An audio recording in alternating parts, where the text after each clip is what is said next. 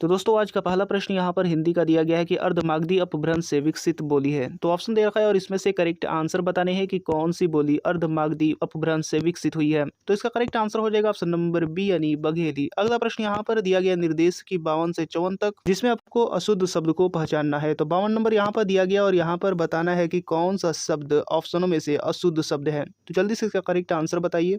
तो इसका correct answer हो जाएगा ऑप्शन नंबर सी यानी पृथक। पृथक यहाँ पर नहीं होता है, पृथक होता है। तो ऑप्शन नंबर यहाँ पर सी करेक्ट हो जाएगा, जो कि अशुद्ध शब्द है। इसके बाद अगला प्रश्न यहाँ पर 53 नंबर दिया गया और इसमें भी आपको अशुद्ध शब्द पहचानना है। तो बताइए इसका करेक्ट आंसर क्या होगा।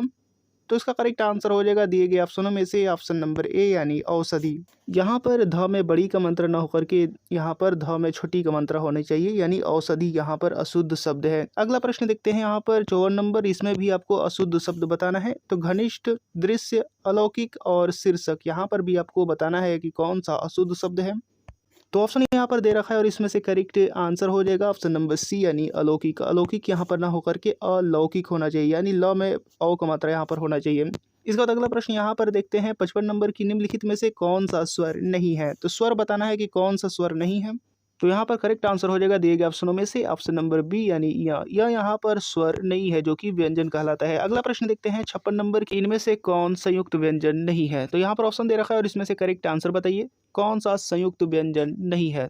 तो इसका करेक्ट आंसर हो जाएगा दिए गए ऑप्शनों में से ऑप्शन नंबर सी यानी फ जो है वहाँ पर संयुक्त व्यंजन नहीं है। इसके बाद हम अगला प्रश्न देखते हैं 57 नंबर की, जातिवाचक संज्ञा शब्द है। जातिवाचक संज्ञा कौन सा है दिए गए ऑप्शनों में से। तो इसका करेक्ट आंसर हो जाएगा ऑप्शन नंबर ए यानी डॉक्टर। डॉक्टर यहाँ पर जातिवाचक संज्ञा शब्द है। अगला प्रश्न देखते हैं 58 नंबर। अभी 58 नंबर यहाँ पर दिया गया है कि निम्नलिखित में कौन सा शब्द संज्ञा है। तो बताइए इसका करेक्ट आंसर क्या होगा, कौन सा शब्द संज्ञा है। तो इसका करेक्ट आंसर हो जाएगा ऑप्शन नंबर बी यानी क्रोध। क्रोध यहाँ पर शब्द संज्ञा है। अगला प्रश्न देखते हैं, और ये वीडियो आपको पसंद आ रहा है तो इसको लाइक जरूर करते रहिएगा, और चैनल को अभी तक सब्सक्राइब नहीं किया है तो चैनल को सब्सक्राइब करके बेल आइकन बटन भी दबा दीजिएगा।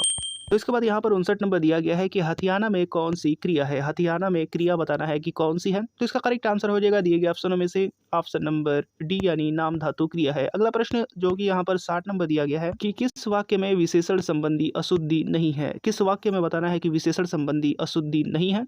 तो ऑप्शन दे रखा है और इसमें से करेक्ट आंसर बता दीजिए। तो यहाँ पर ऑप्शन दे रखा है और इसमें से करेक्ट आंसर हो जाएगा ऑप्शन नंबर ए यानी वहाँ ज्वर की सर्वोत्कृष्ट चिकित्सा होती है। इस वाक्य में विशेषण संबंधी अशुद्धि नहीं है। अगला प्रश्न देखते हैं 61 नंबर। अब यहाँ पर 61 नंबर दिया गया है कि सार्वनामिक विशेषण है। बताना है कि सार्वनामिक विशेषण क्या है। तो इसका करेक्ट आंसर क्या होगा, दिए गए ऑप्शनों की सहायता से बताइए सार्वनामिक विशेषण कब आते हैं। तो इसका करेक्ट आंसर हो जाएगा दिए गए ऑप्शनों में से ऑप्शन नंबर सी यानी संज्ञा के पहले आते हैं। तो यहाँ पर ऑप्शन नंबर सी बिल्कुल करेक्ट हो जाएगा। अगला प्रश्न यहाँ पर 62 नंबर दिया गया कि प्रविशेषण कहते हैं। तो प्रविशेषण किसे कहते हैं। तो जल्दी से इसका करेक्ट आंसर बता दीजिए।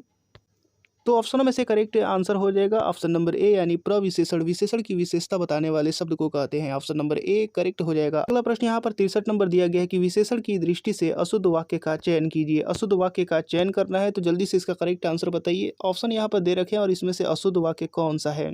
तो इसका करेक्ट आंसर हो जाएगा ऑप्शन नंबर बी यानी माधुरी गुणवान नायिका है। तो यहाँ पर ऑप्शन नंबर बी करेक्ट हो जाएगा, जो कि अशुद्ध वाक्य है, क्योंकि यहाँ पर गुणवान की जगह पर गुणवती होना चाहिए। अगला प्रश्न देखते हैं 64 नंबर की, पुस्तकें धड़ाधड़ बिक रही हैं में धड़ाधड़ में शब्द का कौन सा रूप है। तो बता दीजिए धड़ाधड़ में शब्द का कौन सा रूप है। तो इसका करेक्ट आंसर हो जाएगा दिए गए ऑप्शनों में से ऑप्शन नंबर ए यानी क्रिया विशेषण है। अगला प्रश्न यहाँ पर 65 नंबर दिया गया कि हिंदी भाषा में कितने कारक हैं।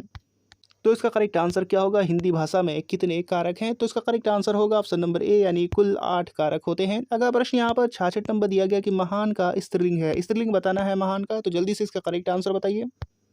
तो इसका करेक्ट आंसर हो जाएगा ऑप्शन नंबर बी यानी महती। महती यहाँ पर महान का स्त्रीलिंग होता है। अगला प्रश्न दिया गया है 67 नंबर की, गोधूम शब्द है। गोधूम शब्द कैसा है ये बताना है। देशज है, विदेशी है, या फिर तत्सम, या फिर तद्भव है।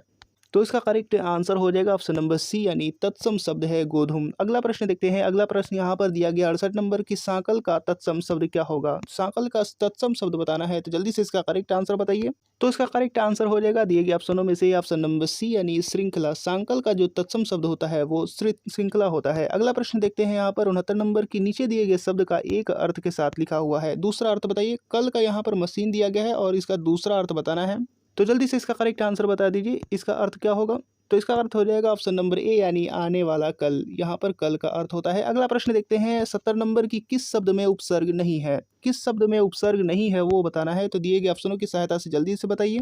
तो इसका करेक्ट आंसर मैं आपको बता दे रहा हूँ, इसका करेक्ट आंसर हो जाएगा ऑप्शन नंबर डी यानी ओढ़ना शब्द में उपसर्ग नहीं है। अगला प्रश्न देखते हैं यहाँ पर 71 नंबर की, कहावत शब्द में प्रयुक्त प्रत्यय है। प्रयुक्त प्रत्यय कौन सा है कहावत शब्द में? तो इसका करेक्ट आंसर मैं आपको बता दे रहा हूँ, इसका करेक्ट आंसर हो जाएगा ऑप्शन नंबर डी यानी आवत। आवत जो है यहाँ पर कहावत में प्रयुक्त प्रत्यय है। अगला प्रश्न देखते हैं।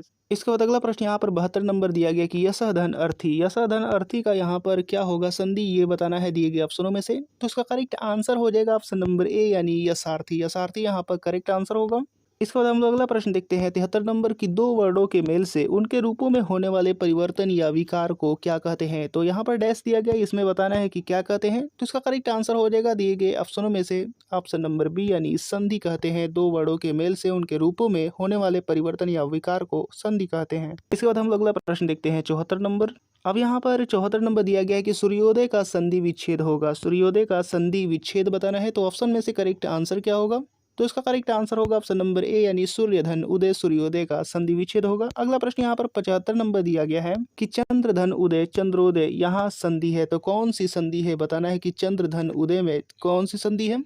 तो जल्दी से इसका करेक्ट आंसर बता दीजिए, इसका करेक्ट आंसर क्या होगा। तो इसका करेक्ट आंसर हो जाएगा ऑप्शन नंबर बी यानी दीर्घ संधि है चंद्रोदय में। इसके बाद अगला प्रश्न यहाँ पर निर्देश दिया गया 76 से 78 तक, जिसमें आपको समास छांटना है। बताना है कि यहाँ पर समास कौन सा है सपरिवार में। तो यहाँ पर 76 नंबर दिया गया सपरिवार में समास, बताना है कि कौन सा समास है। तो ऑप्शन दे रखा है और इसमें से करेक्ट आंसर होगा ऑप्शन नंबर बी यानी तत्पुरुष समास है सपरिवार में। अगला प्रश्न यहाँ पर 77 नंबर दिया गया और इसमें भी समास बताना है। तो दीनानाथ में समास क्या होगा जल्दी से बताइए। तो इसका करेक्ट आंसर हो जाएगा दिए गए ऑप्शनों में से ऑप्शन नंबर बी यानी तत्पुरुष समास है। दीनानाथ में भी तत्पुरुष समास है। और यहाँ पर 78 नंबर दिया गया है कि नवरत्न में कौन सा समास है। नवरत्न में समास बताना है। तो इसका करेक्ट आंसर क्या होगा जल्दी से बताइए। तो इसका करेक्ट आंसर हो जाएगा ऑप्शन नंबर डी यानी द्विगु समास है। अगला प्रश्न देखते हैं 79 नंबर की, निम्नलिखित वाक्य में रिक्त स्थान भरने के लिए 4 विकल्प दिए गए हैं, इसमें से उचित विकल्प चुनिए। यहाँ पर वाक्य दिया गया है कि जब श्रमिक को उसका उचित डैश मिलेगा तभी समाज में सुख शांति स्थापित हो सकेगी। तो बताना है कि खाली स्थान में ऑप्शनों की सहायता से क्या भरा जाएगा। तो इसका करेक्ट आंसर हो जाएगा दिए गए ऑप्शनों में से ऑप्शन नंबर डी यानी अधिकार। जब श्रमिकों को उसका उचित अधिकार मिलेगा तभी समाज में सुख शांति स्थापित हो सकेगी। तो यहाँ पर ऑप्शन नंबर डी बिल्कुल करेक्ट हो जाएगा। अगला प्रश्न देखते हैं। निर्देश यहाँ पर दिया गया है 80 से 82 तक शुद्ध वाक्य का चयन करना है। तो जल्दी से शुद्ध वाक्य का चयन कीजिए 80 नंबर में। तो इसका करेक्ट आंसर क्या होगा जल्दी से बताइए। तो इसका करेक्ट आंसर मैं आपको बता दे रहा हूँ, इसका करेक्ट आंसर हो जाएगा ऑप्शन नंबर बी यानी यह काम मैं आसानी से कर सकता हूँ, यह शुद्ध वाक्य है। अगला प्रश्न यहाँ पर 81 नंबर दिया गया और इसमें भी शुद्ध वाक्य का चयन करना है। तो जल्दी से बताइए इसका शुद्ध वाक्य कौन सा होगा दिए गए ऑप्शनों में से। तो इसका करेक्ट आंसर मैं आपको बता दे रहा हूँ, इसका करेक्ट आंसर हो जाएगा ऑप्शन नंबर ए यानी एक गाय, दो घोड़े और एक बकरी मैदान में चर रहे हैं, जो कि यहाँ पर शुद्ध वाक्य है। अगला प्रश्न देखते हैं। अगला प्रश्न यहाँ पर दिया गया है 82 नंबर। इसमें भी आप लोगों को बताना है कि कौन सा वाक्य जो है वो शुद्ध है। तो जल्दी से बताइए इसका करेक्ट आंसर क्या होगा। तो इसका करेक्ट आंसर हो जाएगा दिए गए ऑप्शनों में से ऑप्शन नंबर ए यानी बाघ और बकरी एक घाट पर पानी पीते हैं। यहाँ पर जो शुद्ध वाक्य है ऑप्शन नंबर ए करेक्ट हो जाएगा। ऑप्शन नंबर ए यहाँ पर करेक्ट होगा। अगला प्रश्न देखते हैं 83 नंबर। अब यहाँ पर 83 नंबर दिया गया है कि निम्न में से कौन सा मिश्र वाक्य का उदाहरण है। मिश्र वाक्य का उदाहरण बताना है दिए गए ऑप्शनों में से कि कौन सा वाक्य मिश्र वाक्य का उदाहरण है।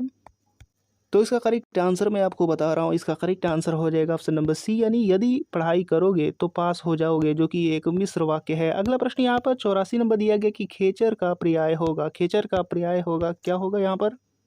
तो जल्दी से इसका करेक्ट आंसर बताइए। तो इसका करेक्ट आंसर हो जाएगा ऑप्शन नंबर डी यानी उपयुक्त सभी। यानी खेचर का पर्याय आकाश में चलने वाला, पक्षी और ग्रह दोनों कहा जाता है। यहाँ पर तीनों के तीनों जो है वो पर्याय है। तो ऑप्शन नंबर यहाँ पर बिल्कुल डी करेक्ट होगा। अगला प्रश्न हम देखते हैं 85 नंबर की, इनमें से कौन सा तरु का पर्यायवाची नहीं है। तरु का पर्यायवाची नहीं है वो बताना है। तो जल्दी से बताइए इसका करेक्ट आंसर क्या होगा।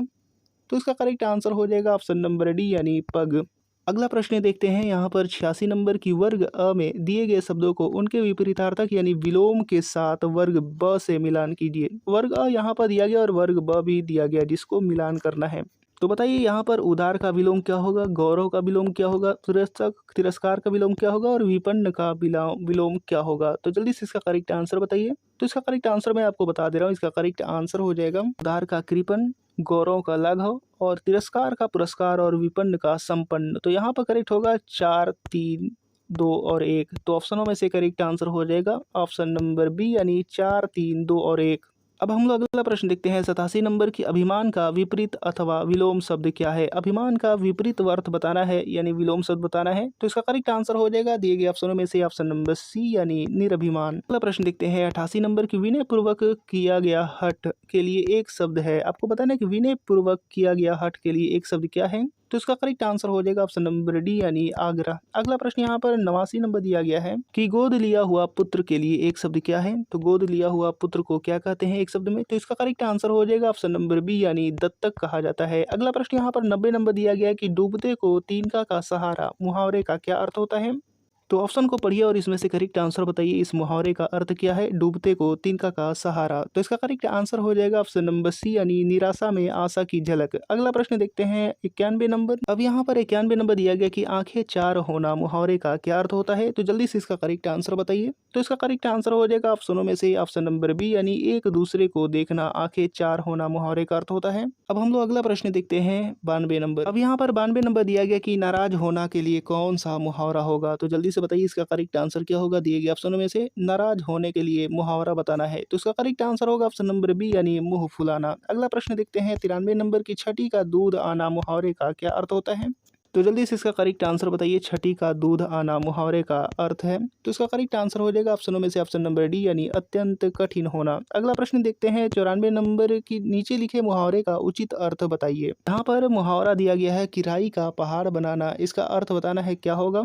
तो ऑप्शन दिया गया और इसमें से करेक्ट आंसर होगा ऑप्शन नंबर बी यानी बढ़ा चढ़ा कर बोलना। अगला प्रश्न दिया गया यहाँ पर 95 नंबर की। नीचे लिखे मुहावरे का उचित अर्थ बताइए। यहाँ पर भी मुहावरा दिया गया है आंखें दिखाना और इसका अर्थ बताना है दिए गए ऑप्शनों में से कि क्या होगा। तो इसका करेक्ट आंसर हो जाएगा ऑप्शन नंबर सी यानी धमकाना। आंखें दिखाना का यहाँ पर क्या होता है? धमकाना होता है। अगला प्रश्न देखते हैं 96 नंबर। अब यहाँ पर 96 नंबर दिया गया है कि इस दौड़ धूप में क्या रखा है? आराम करो आराम करो, आराम जिंदगी की कुंजी, इससे न तपेदिक होती है, आराम सुधा की एक बूंद तन का दुबलापन खोती है, आराम शब्द में राम छिपा जो भव बंधन को खोता है, किस रस का उदाहरण है? तो आपको यहाँ पर बताना है कि जो पंक्ति यहाँ पर पढ़ी गई है वो किस रस का उदाहरण है। तो जल्दी से बताइए इसका करेक्ट आंसर क्या होगा ऑप्शनों में से। तो इसका करेक्ट आंसर हो जाएगा ऑप्शन नंबर सी यानी हास्य रस है। अगला प्रश्न यहाँ पर 97 नंबर दिया गया है कि वीरों का कैसा हो वसंत कविता किसने लिखी है? तो जल्दी से बताइए इसका करेक्ट आंसर क्या होगा? वीरों का कैसा हो वसंत कविता किसने लिखी है? तो इसका करेक्ट आंसर हो जाएगा ऑप्शन नंबर बी यानी सुभद्रा कुमारी चौहान जी ने लिखी है। अगला प्रश्न यहाँ पर 98 नंबर दिया गया है कि निम्नलिखित में से कौन सा रासो अल्लाह खंड के नाम से प्रसिद्ध है? तो बताइए कौन सा रासो अल्लाह खंड के नाम से प्रसिद्ध है? तो ऑप्शनों में से कौन सा करेक्ट होगा जल्दी से बताना है।